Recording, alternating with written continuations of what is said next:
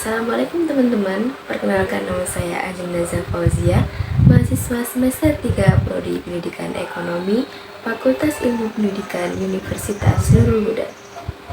Pada kesempatan kali ini, saya akan menjelaskan sedikit materi mengenai kas dan setara kas. Langsung saja kita simak video berikut ini. Kas dan setara kas. Ada 4 bagian yang akan saya bahas pada materi kali ini.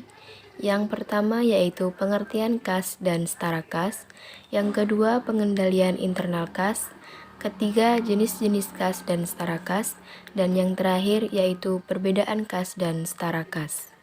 Pembahasan pertama yaitu mengenai pengertian kas dan setara kas. Kas pada umumnya merujuk pada uang tunai yang dimiliki oleh suatu entitas seperti perusahaan atau individu yang dapat digunakan untuk transaksi secara langsung. Kas meliputi uang logam, uang kertas, cek, wesel pos atau kiriman uang lewat pos, dan deposito. Kas merupakan aktiva yang paling lancar dibandingkan dengan aktiva lainnya. Keberadaan kas bagi suatu perusahaan sangatlah penting karena untuk melakukan kegiatan operasi, investasi, dan pendanaan untuk mencapai tujuan perusahaan. Kas merupakan akun atau perkiraan yang paling likuid keberadaannya jika dibandingkan dengan akun-akun lainnya dalam neraca suatu perusahaan. Yang kedua, pengendalian internal kas. Menurut Harry pada tahun 2009, halaman 233, untuk mengamankan penerimaan kas, diperlukan sebuah sistem pengendalian internal yang baik dan ekstra hati-hati. Secara garis besar, berikut ini adalah beberapa penerapan prinsip pengendalian internal atas penerimaan kas. 1. Hanya karyawan tertentu saja yang secara khusus ditugaskan untuk menangani penerimaan kas. 2. Adanya pemisahan tugas antara individu yang menerima kas, mencatat atau membukukan penerimaan kas, dan yang menyimpan kas. Jadi, dalam prinsip pengendalian internal ini ada karyawan atau per individu itu ada yang mencatat, menerima, membukukan, dan menyimpan kas. Jadi itu sudah ada tugasnya masing-masing. Yang ketiga, mengenai jenis-jenis kas. Yang pertama yaitu kas kecil, yang kedua kas besar. Kas kecil disebut juga sebagai petty cash. Kas ini berbentuk uang tunai yang khusus disiapkan perusahaan untuk membayar pengeluaran keperluan yang cenderung kecil nilainya. Dan kas kecil ini ditujukan untuk menghindari cara pembayaran terkait pengeluaran yang nilainya kecil dan mendadak yang membuat tidak praktis. Kedua, kas bank.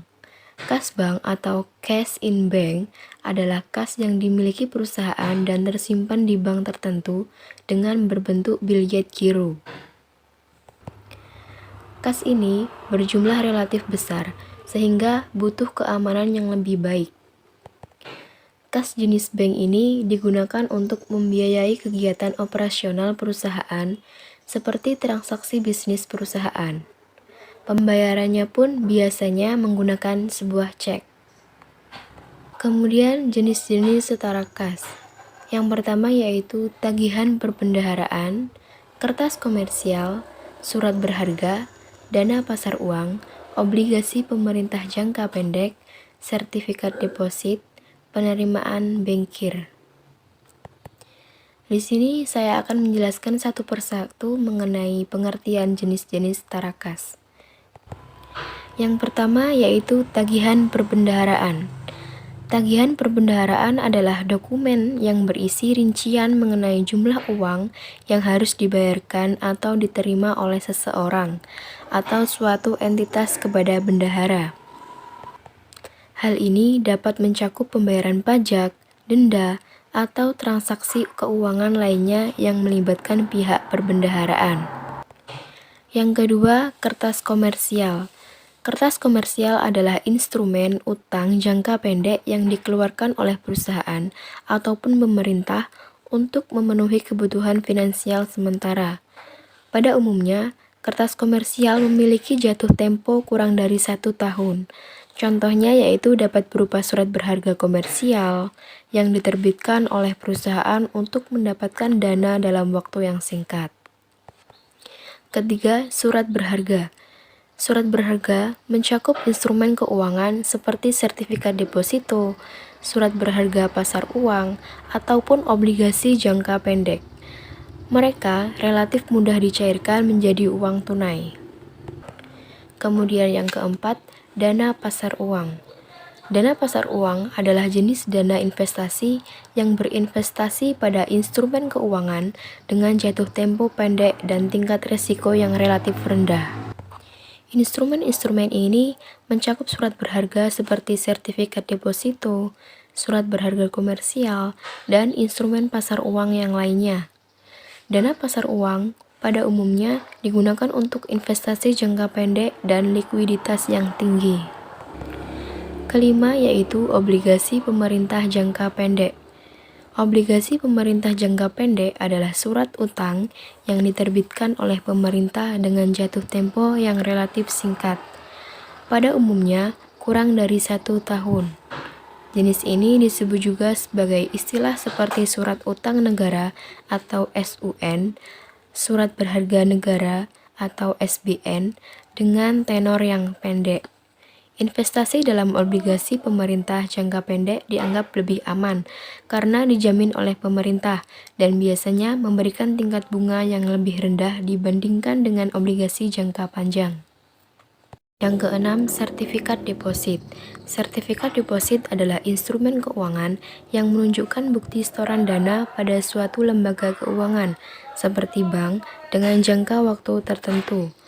Pemegang sertifikat deposit pada umumnya mendapatkan bunga sesuai dengan tingkat yang disepakati selama periode investasi.